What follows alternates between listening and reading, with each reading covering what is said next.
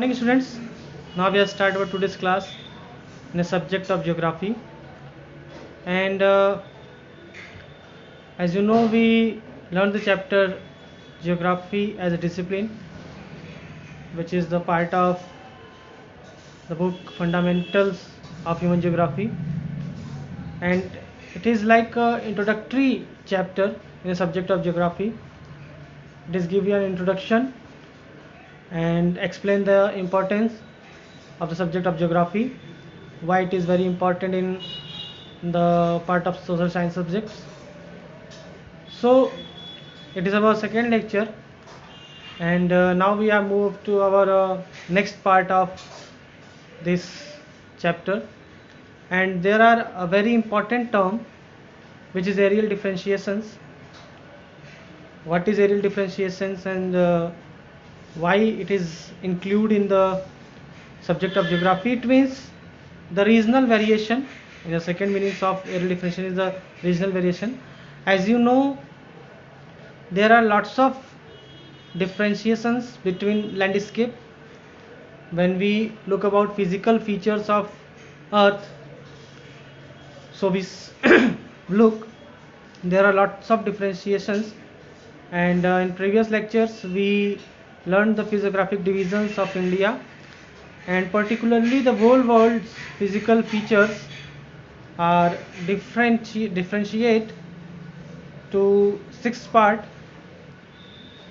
and that 6 part are created also a cultural differentiations, because the different peoples lived in the different places like hills and coastal lines like deserts and plain, like plateaus and islands.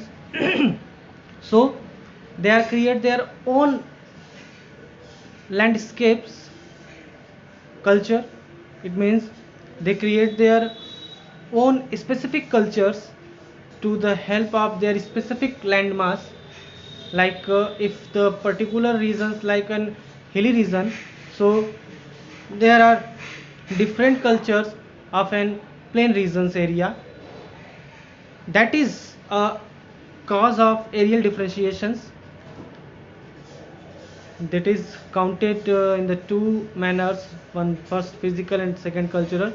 Physical manners made by nature and cultural manners made by humans. So the areal differentiations totally based on regional variation. तो इस chapter में हम लोग इस topic में यही जानने की कोशिश करेंगे कि ये जो एरियल डिफरेंशिएशंस हैं, रीजनल वेरिएशंस हैं, यानी कि क्षेत्रीय भिन्नता है, उसके आधार पे किस प्रकार मानव अपनी संस्कृतियों का अलग से निर्माण करता है. जो डिफरेंट टाइप के कल्चर बनते हैं, जैसे कि मैंने भी एग्जांपल में बताया, हिली रीजन का कल्चर कुछ अलग होगा और प्लेन रीजन का कल्चर कुछ अलग होगा.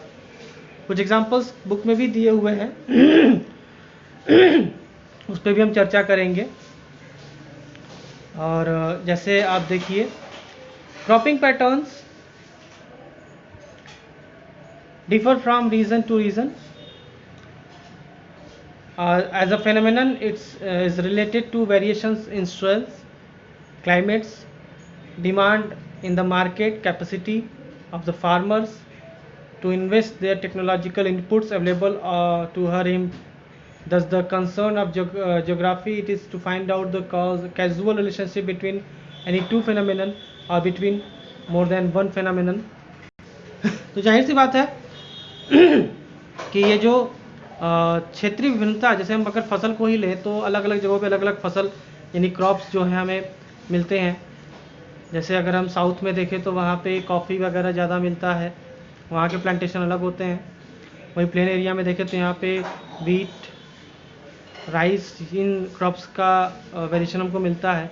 तो इसके पीछे कारण है सॉइल है, क्लाइमेट्स हैं, टेक्नोलॉजिकल हेल्प्स हैं, और इनके बीच जो इंटरडिपेंडेंसी, जो इंटर रिलेशंस होते हैं कि किन रीजन में किस टाइप के क्रॉप्स उगेंगे और वो किस कारण से होंगे. जैसे कि अगर एलुवियल डिपॉजिट्स हैं तो वहाँ पे वीट्स और राइस को हम प्रोड्यूस करेंगे, और वही अगर हम ब्लैक सॉइल कहीं पे है तो वहाँ पे हम कपास को ज़्यादा, कपास की जो प्रोडक्ट कपास जो है उसे ज़्यादा मात्रा में हम देखेंगे कि वो पैदा होगा ब्लैक सॉइल्स के एरियाज़ में, खास करके महाराष्ट्र और गुजरात में।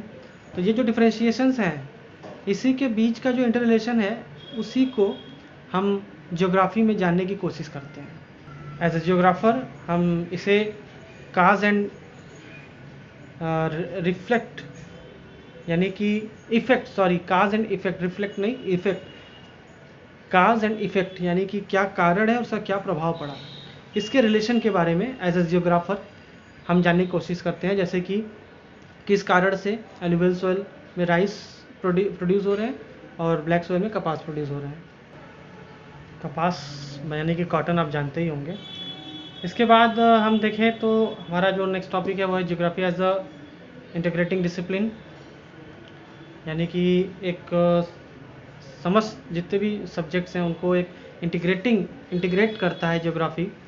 और इसमें देखिए सबसे इम्पॉर्टेंट टर्म है कि geography is a discipline as a synthesis, और ये 2 टाइप्स में सिंथेसिस है, जो स्पैटियल एंड टेम्पोरल। स्पैटियल यानी कि एक पर्टिकुलर रीजन का सिंथेसिस करता है, और उसके बाद जो दूसरा है टेम्पोरल, वो एक समय विशेष के बारे में, समय काल के बारे में इसका वर्णन है कि उस समय काल के बारे में वो इसका सिंथेसिस करता है। और होलिस्टिक नेचर का है, मतलब टोटलिटी में है ये सब्जेक्ट एक तरीके से। अब देखिए कम्युनिकेशन के बाद अब आज के दौर में काफ़ी चीज़ें बड़ी आसान हो गई हैं। ऑडियो वीडियो विजुअल्स के कारण हम चीज़ों को बहुत गहराई से समझ सकते हैं, सोसाइटी को उसके फंडामेंटल्स को, उसके ज्योग्राफिक लोकेशंस को। इसके तरीके से जो ज्योग्राफी है उसका रिलेशन एक साइंटिफिक रिलेशन बन जाता है अन्य जो डिफरेंट सब्जेक्ट्स हैं उनके साथ, क्योंकि हम पर्टिकुलर रीज़न के बारे में हमारे सामने डायरेक्ट चीज़ें होती हैं जिसका हम सिंथेसिस करके, जिसका हम एक विश्लेषण करके, उसको एक्सप्लेन करके, उसके बारे में टर्म्स को क्वाइन कर सकते हैं, उसके बारे में चीज़ों को एक्सप्लेन कर सकते हैं। फॉर एग्जांपल में देखिए कि जैसे आपके बुक में ही कुछ एग्जांपल दिए हैं, कुछ एक्सप्लेनेशंस दिए हैं कि जो ज्योग्राफी है वो हिस्टोरिकल स्टडी के बारे में देखा जाए तो ज्योग्राफिकल कंडीशंस के वजह से ही बहुत सारे हिस्टोरिकल फैक्ट्स बने या बिगड़े। जैसे बहुत बड़ा अगर कोस्ट लाइन या चारों तरफ कोई आइलैंड टाइप का अगर कंट्री है, तो अपने सी बॉर्डरिंग की वजह से वो बाहर के इन्वेंट्स को झेल पाया, या वहाँ इन्वेंट्स नहीं हो पाए, वहाँ आक्रमण नहीं हो पाए, बाहरी आक्रमण नहीं हो पाया।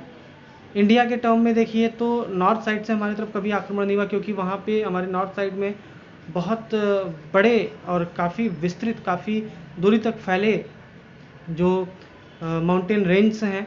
तो ये एक हिस्टोरिकल फैक्ट ज्योग्राफी की वजह से ही बन पाया। कुछ चीज़ें इसके साथ और भी हैं कि इन सारी चीज़ों के बीच में इन्हीं हिमालय के रेंज जो थे, माउंटेनियस रेंज थे, जो इनके बीच में बहुत सारे पासेस थे जिन्हें हम दर्रा कहते हैं, ज्योग्राफी में हिंदी में दर्रा कहते हैं, इंग्लिश में पासेस कहते हैं। तो बहुत सारे माइग्रेंट्स भी इन्हीं दर्रों के बीच में और कुछ इन्वेंडर्स भी आए, लेकिन बहुत हद तक हिमालय ने हमारे देश में नॉर्थ की तरफ से अटैक्स को रोके रखा। और इसके साथ साथ जो सी फेज कंट्रीज़ थे उसमें नेविगेशन के लिए सी नेविगेशन यानी कि जो नाव जो होते थे, बोट्स होते थे, उनसे जो कम्युनिकेशन ट्रांसपोर्टेशंस होते थे, उसके माध्यम से बहुत ज़्यादा उन्होंने लाभ पाया, व्यापार किया, बिजनेस में आगे गए, टेक्निक्स आई उनकी यहाँ, अपनी टेक्निक्स को दूसरी जगह पहुँचाए, तो कल्चर का भी आदान प्रदान हुआ। इस तरीके से हम ये कह सकते हैं कि जो सी फेसिस कंट्रीज थे, यानी जो लैंड लॉक नहीं थे, जो पेनिसुलर कंट्रीज़ थे या फिर आइलैंड्स कंट्रीज़ थे, उनका डेवलपमेंट भी चाहे वो हिस्टोरिकल एरा में रहा हो, चाहे वो आज के एरा में रहा हो, वो इसी जियोग्राफिकल लैंड मास की वजह से हुआ है, लैंड फीचर्स की वजह से हुआ है, उसकी ज्योग्राफी की वजह से हुआ है, उनकी भौगोलिक स्थिति की वजह से हुआ है। उसके बाद जो कॉलोनाइजेशन का दौर आया, यानी कि जो यूरोपियन कंट्रीज़ थे, अमेरिका, जापान, इन्होंने जो अपनी कॉलोनीज़ बनाई एशियन कंट्रीज़ में, तो ये इसलिए संभव हो पाया वही नेविगेशन की वजह से, क्योंकि सी के माध्यम से, ओशियंस के माध्यम से जो ट्रांसपोर्टेशन होता था वो काफ़ी इजी था और काफ़ी चीप था। तो ये एक तरीके से ये उनके लिए बड़ा फ़ायदेमंद रहा, और उन्होंने अपनी कॉलोनीज़ यूरोपियन कंट्रीज़ अपनी कॉलोनीज़ एशियन कंट्रीज़ में, अफ्रीकन कंट्रीज़ में बनाई।